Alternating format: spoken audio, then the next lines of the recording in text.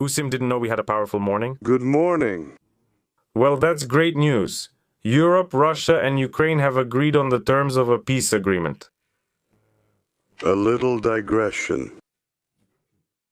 Oh no, that's in a kind of parallel reality. But actually they agreed. Well, only Ukraine and Europe agreed between themselves and everything is fine. What do we have here? Here we have some stronger leaders gathered, especially Zelenskyy. Look how photogenic he was. Digression. And they set 5 conditions for a lasting peace. What do you think those conditions are? Maybe it's, well, I don't know. Ensuring a high quality and standard of living for the population, growth of Ukraine's economy, and also reducing the amount of armaments, so that people can live peacefully and see a peaceful sky above their heads. But if you think that way, that's also a parallel reality because in fact everything here is completely different. And at the taxpayers' expense, these 4 people met in London and emphasized the need for Europe's involvement in resolving the Russian-Ukrainian war. They've emphasized this so many times that I think the paper on which they drew those brown lines, let's put it that way, has long since worn out. Next, we are told the following. The leaders made it clear that all measures must be taken in the closest cooperation with the Ukrainians, other European partners, and the United States. And there are 5 more conditions that must be created for a just and lasting peace. First, it's the cessation of hostilities. So basically one fine day everything just stops and well that's it, and then they start negotiating. This is the unconditional cessation of war that Zelenskyy talked about, wait a minute, back in 2024. Since 2024 they've been doing the same thing, trying to agree on the same issue. Every month. And what do we end up with? In the end, he talked and chatted and ended up crying from exhaustion, just going in circles so often they've worn the whole thing out, and I think those who were doing it have long since gone bad too. Secondly, the current line of contact should become the starting point for negotiations. The international border cannot be changed by force, and Ukraine's sovereign right to choose its own security mechanisms and alliances must be fully respected. Very powerful, really something, and somehow like that, it all sounds just wonderful. By the way, if you want your morning to be just as awesome as mine, here's a cup of coffee. And that's wonderful. You immediately feel just like those leaders, but just a bit in a different way with a different direction of development, but still. Next, thirdly, after the ceasefire comes into effect, Ukraine must receive reliable, legally binding security guarantees based on the commitments made in Berlin in December 2025 and in Paris in January 2026. This implies the deployment of multinational forces in Ukraine. I want to remind you that these multinational forces in Ukraine, which were supposedly agreed upon, were never actually coordinated with anyone. These are the military forces of NATO countries that they want to deploy in Ukraine. Moreover, I remember there were ideas about deploying them in Lviv, in Bukovel. But the hottest points of contact are where you encounter croissants, hot coffee, and ski resorts. NATO officers will go out of their way to solve all of Ukraine's problems in these hotspots. It's interesting to know who approved this. They accepted it. I can now broker world peace. Yes, I'll print out a document on the printer, call it a very important document of peace, and it will have only one point: peace all over the world. I'll sign it and say that it's already been approved, now the conditions need to be fulfilled. Why not? I think that's pretty much how it was done before on the same principle. Then the next point, which is especially pleasant for one of the parties that didn't participate in the negotiations, that's Russia. Russian assets will remain frozen until Russia stops its aggressive war and compensates Ukraine for the damages caused by the war.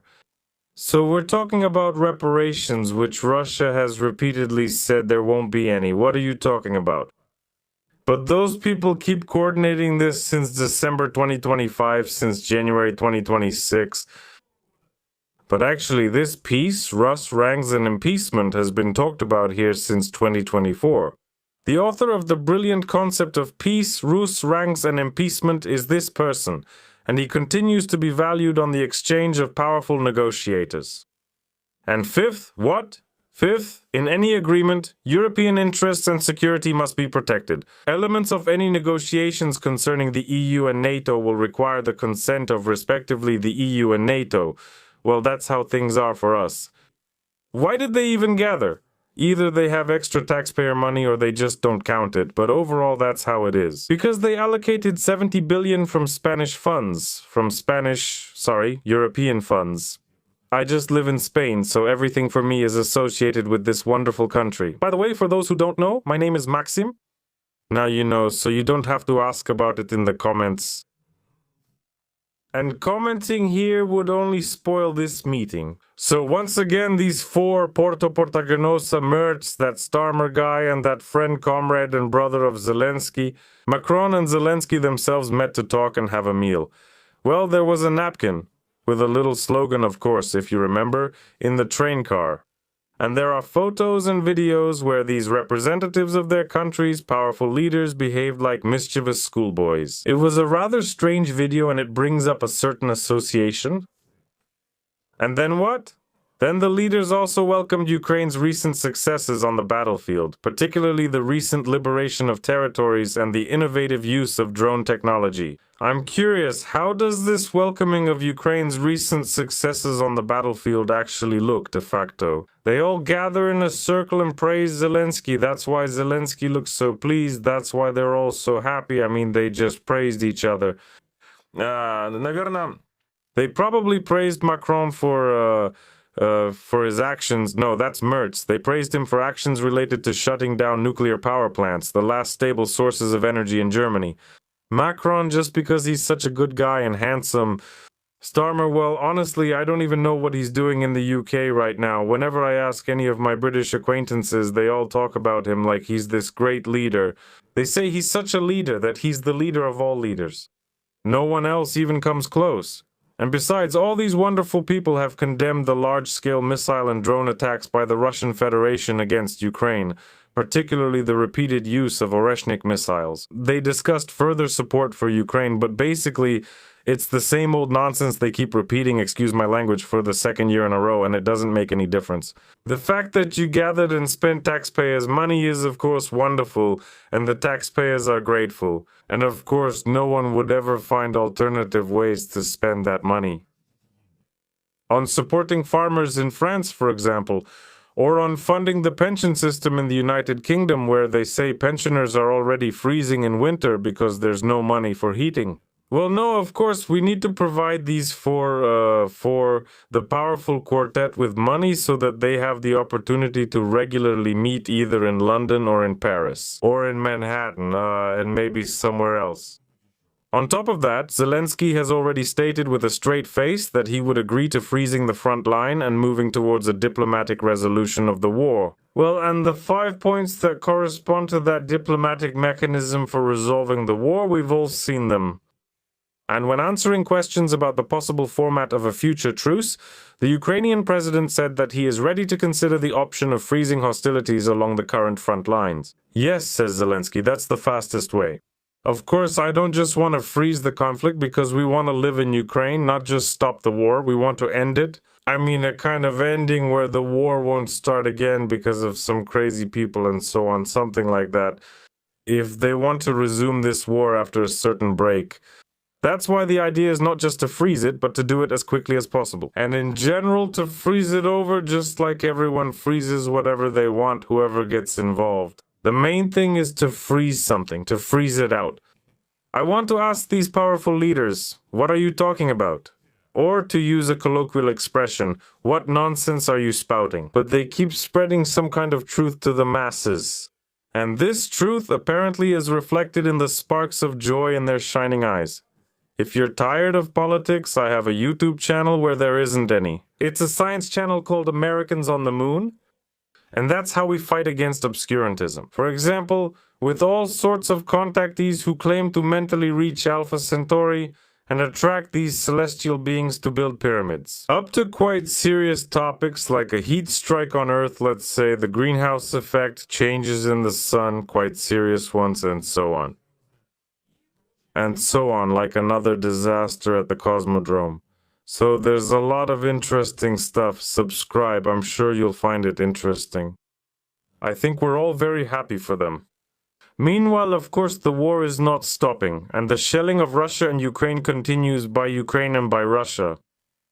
Mutual shelling leads to deaths, injuries, and the destruction of economies. But patriots in both countries rejoice, saying, "That's payback for that, that's payback for that." And at the same time, they probably feel proud about a 30 to 40% salary increase, about falling loan rates, maybe about the rise of the currency exchange rate and all the rest, and so on. The quality and standard of living are rising at an incredible pace.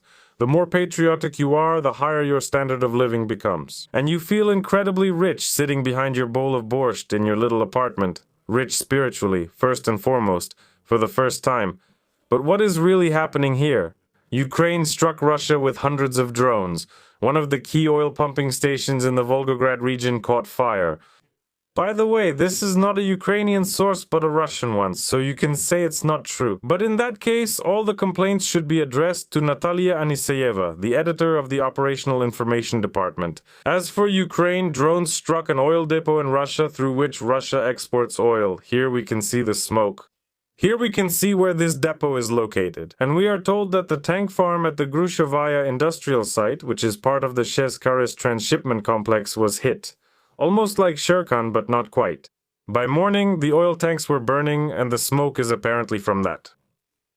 In addition to Grushovaya, drones attacked the Krasny Yark oil pumping station in the Volgograd region. And much more. Basically, everything there is burning, everything is ablaze. But Ukraine also attacked another key Russian oil pumping station in the Zhirnovsky district of the Volgograd region. As for Ukraine, the Russian Federation carried out a massive strike on Ukrainian territory, and now patriots on both sides can rejoice. Here, enemy targets were hit on the fly from the Russian side. Enemy targets in the Kyiv region, Odesa, Kharkiv, Kryvyi, Pavlohrad, and Dnipro. One of the most significant consequences of the raid was the destruction of the Ukrposhta warehouse. Well, now people won't get their packages from AliExpress and other Chinese sites. That's sad, of course. There's very serious destruction there. They showed photos, but overall, after a bombing, naturally, warehouses like that are the first to be destroyed. Well, what can I say? Peace is not in sight in the foreseeable future. If before these meetings at least carried some hope, well, back in 24 or 25 we thought, maybe they're meeting for a reason. But now, these cliched meetings just keep repeating. To me, it feels like they're just gathering for a business breakfast. They have no business because these people are especially talented. But they meet to eat, discuss something, and once again pass judgment on the actions of everyone they don't like. And to call everyone who listens to them to feel sorry for themselves. And there are fewer and fewer of those people. And the popularity of leaders like Merz, like Macron and Starmer, well, it's declining. Someone has 11, someone has as little as 7.2% if I remember these numbers correctly. It's falling. So calling them leaders, well, maybe they are leaders, but of course in a number of countries only until the next elections. But in Ukraine, they haven't been there for 8 years. And it seems to me that other countries will soon say, hey, look, wait, was that allowed? We want that too. We don't want elections either. We want to be in charge, we want to have meetings, we want business breakfasts, we want regular meetings using napkins, tissues, and little sticks. And here you are trying to talk us into some elections. No, we don't want that anymore. Well, let's say some kind of national security threat is declared in, for example, the UK or especially in Germany. A threat, or rather, a national security threat, during which elections can't be held, and there will be a whole range of explanations for the people who will be watching all this in amazement. Well, alright then, let's take a look at the friendly leaders, as if we haven't seen enough of them already. And regarding this meeting of 4 powerful representatives of their countries, we can bring in this character. We are completely satisfied with our work, but unfortunately, our work did not yield any results. So the work didn't yield any results, but everyone is satisfied, and you see those characters also looked very pleased with their work. So what do we have here regarding powerful leaders? Let's see who we have available. For example, there's Bereza, who isn't sitting in the Tribaltics, Trobaltics, or Austria, and is telling us again how we should wage war in this grand, powerful way. He even has a photo where Dion is wearing a night vision helmet during the day for some reason. Why, it's absolutely impossible to understand. Maybe he's trying to spot a victory. Maybe things are more visible in infrared, but so far, nothing. They're discussing the letter to Moscow, the president, and the TCC, well, and all that stuff. It may not be a popular story now, but another kind of popularity is coming. What I did might also have negative results. I played a character because Lutsenko is also not them, Lutsenko, but Umelian. He's already a draft dodger who has now fled to the UK because he's accused of draft evasion and forgery. Moreover, there are military documents involved. And somehow he also appeared in a wheelchair with his leg wrapped up in a single-layer bandage, saying that his bone was broken. Well, apparently this character is also showing up with a similar injury, a broken bone. Military people, why not live in Ukraine? No, I don't know why. Broadcasting from Austria calling for war. For example, I also live in Spain, in another country that's 5,000 kilometers away from Ukraine. But, excuse me, I am against war. I always have been against violence, against all this forceful stuff, leadership. And it has irritated me since childhood. All these nationalist shouts everywhere, wherever you go, always saying we're better and better, only the stars are above us and all that stuff. That's why I preferred to leave when it was possible to leave. But these characters who call for war while being thousands of kilometers away from it also surprise me. Maybe we should still return to those who can serve. We still need to turn to those who can serve. We need to turn to those who can serve.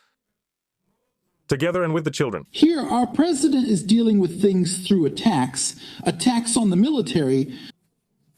The TCC, which the servicemen call the people catcher, I've shown photos of it more than once, and it's really tough, the TCC.